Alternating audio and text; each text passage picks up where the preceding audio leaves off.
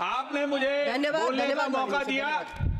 मैं इस मौके पे अपने पार्टी लीडरशिप को और किशनगंज के आवाम को शुक्रिया अदा करना चाहता हूं कि उन्होंने फिर से मुझे यहां बैठने का और उनकी समस्या उठाने का मौका दिया। I stand here ma'am to speak on demand for grant for education.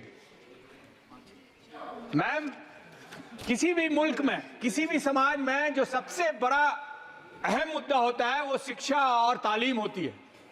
और हमने देखा है कि मोदी सरकार पिछले 10 सालों में धीरे धीरे धीरे इस फाउंडेशन को बर्बाद कर दी है।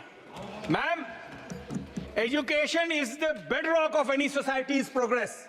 Yet, for the past decade, the Modi government has systematically dismantled our education system and institutions.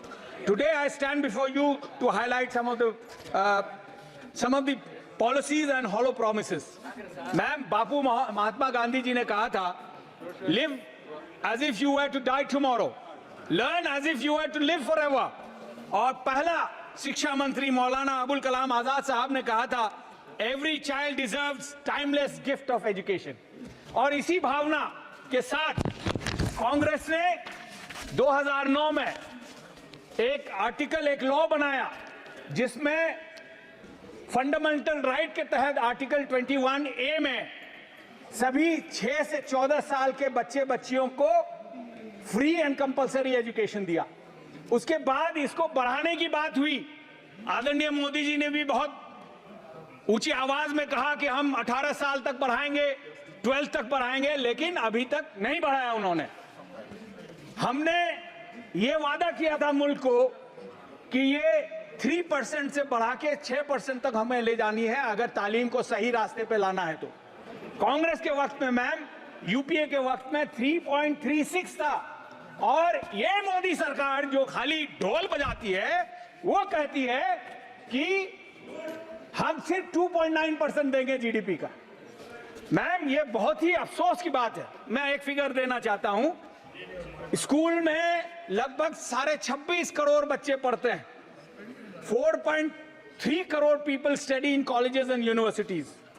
11 crore हमारे लोग स्किल्ड इंस्टीट्यूशंस में अपनी हुनर सीखते हैं और लगभग 1.1 करोड़ टीचर और स्टाफ है। मैम, ये 1/3 आबादी है। This amounts to almost 43 crore. और इसमें आपने कितना दिया? 1.48 लाख। वो अगर आप डिवाइड करेंगे तो प्रति व्यक्ति 200 प्रति महीना भी नहीं होता है। इसमें आप तालीम देना चाहते हैं और इसीलिए नए नए इंस्टीट्यूशन की बात करते हैं मोदी सरकार, लेकिन जो पुराना इंस्टीट्यूट है हमारे यहाँ किशनगंज, जो 12 साल पहले दिया गया, आज तक फंड नहीं दिया गया। आई respect my honourable minister, he always meets me with very much affection. Sir, अब तो पास करा दीजिए प्लीज, टीचिंग नॉन टीचिंग भी, उस पर मैं आऊंगा फिर से। सर, 4,80,000 लगभग वैकेंसीज है टीचर्स की। और बिहार से, जहां से मैं ताल्लुक रखता हूं, वहां लगभग 1.25 लाख लोग टीचर्स नहीं है। अब बताइए तालीम कहां से हासिल होगी? पढ़ाने वाले ही नहीं है तो क्या पढ़ेंगे हम? और इसीलिए बिहार के लोग जो मजदूर हमारे रूडी भाई हैं कि नहीं है? सर, आपने क्या 4 करोड़ बोला था 13 करोड़ में, या 3 करोड़ बोला था? 4 करोड़ लोग अलग अलग प्रोफेशन के पूरे हिंदुस्तान में हम लोग गए हैं। सर, ये मेरे टाइम नहीं लेंगे। मैं नाम नहीं लिया। He's not yielding, sir. And I just mentioned, you can, after I speak, you can put your point. नहीं, नाम कहाँ लिया? मैम, और वही नहीं मैम, सेंट्रल यूनिवर्सिटीज में 6180 वैकेंसीज हैं। ITIs में 4,425, IIM में 484, केंद्रीय विद्यालय में 12,000, जवाहर नवोदय में 3271। क्या पढ़ेगा बच्चा? इसीलिए मजबूर हो जाता है कोचिंग सेंटर में। आप जानती हैं क्या हुआ कोचिंग सेंटर में अभी दिल्ली में? कोटा में क्या हो रहा है?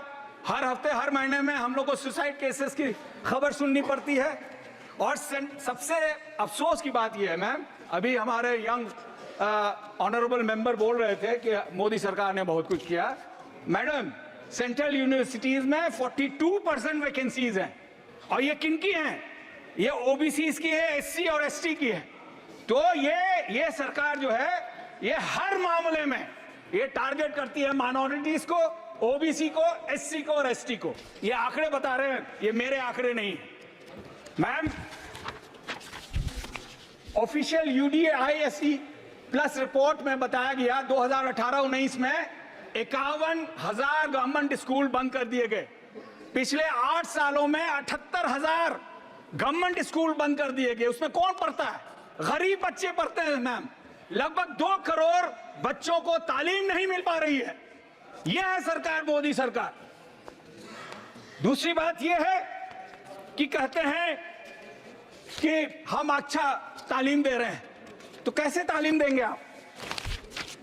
अभी बहुत चर्चा में था और जरूरी भी है, नेशनल टेस्टिंग एजेंसी बनाई गई, आदरणीय मोदी जी की सरकार ने बनाई।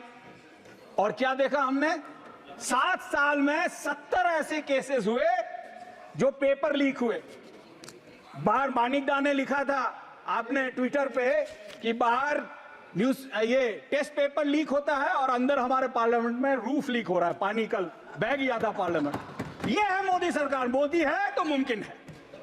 मैम, यूजीसी एनईटी एग्जाम में 23 लाख कैंडिडेट ने भरा था। 3 डिफरेंट रिजल्ट्स आए। 9 लाख से ज्यादा candidate across 300 countries UGC NET में किया। आपने 1-1 हजार करके उनसे फीस ली।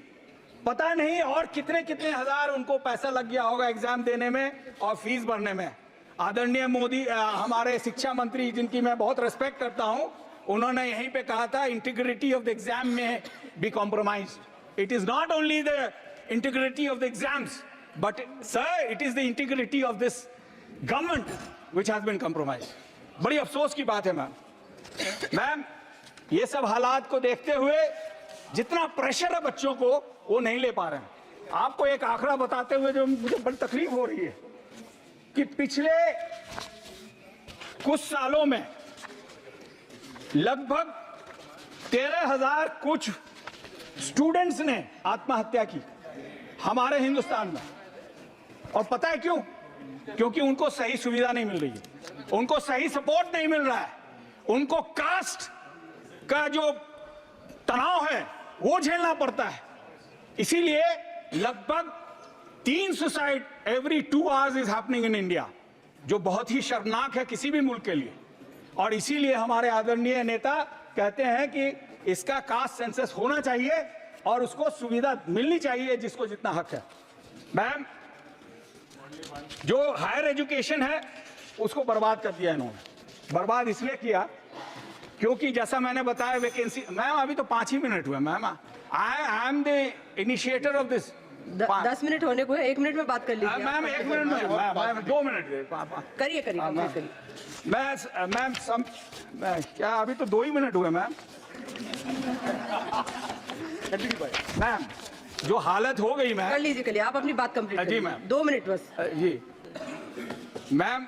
जो हमारे बच्चे, जो स्थिति है यहाँ पे, लगभग 13.25 लाख बच्चे 2022 में हमारे बाहर पढ़ रहे थे और इनके पढ़ाई के खर्चे लगभग 60 to 70 billion dollars, that is between 5 and 6 lakh crore. और आपने हायर एजुकेशन में कितना दिया? 47 लाख करोड़, 47,000। तो 12 गुना से ज्यादा मैम हमारा पैसा बाहर जा रहा है। अगर वो हम यहां खर्च करते तो हमारे बच्चे नहीं जाते। और वही नहीं मैम, पिछले 3 सालों में सर, पिछले 3 सालों में लगभग 24,500 हमारे बच्चे वहां पे उनका देहांत हो गया, मर गए। आप समझ सकते हैं किस तरह के लोग वहां जाते होंगे जिनके 1 या 2 ही औलाद होते होंगे।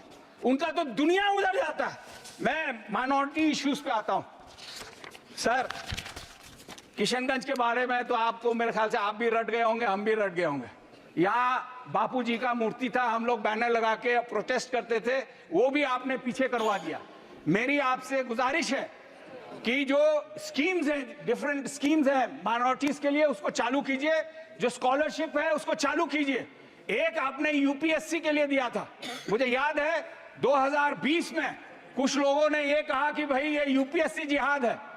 4% मुस्लिम कैंडिडेट वो उसमें पास किए थे और आबादी हमारी 15% है।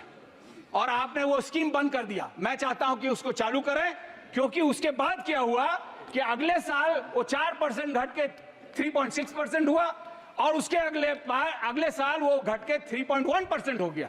Sir, we also have as much intelligence as anybody else. We can contribute as much as anybody else in this country, and we have contributed. So इसीलिए I appeal to you, sir, that you should not discriminate. I know this government stands on discrimination. It stands of anti-Muslim, anti-SC, anti-Dalit, anti-student, anti-poor sentiments जगा के ये राज कर रही है। अगर हम मुस्लिम ना होते आपके हिंदुस्तान में तो बीजेपी का तो खाता ही नहीं खुलता। पास में एक मुल्क है, उसका नाम लिए मैं बताना चाहता हूं sir, 1 last minute, foreign students में 13.25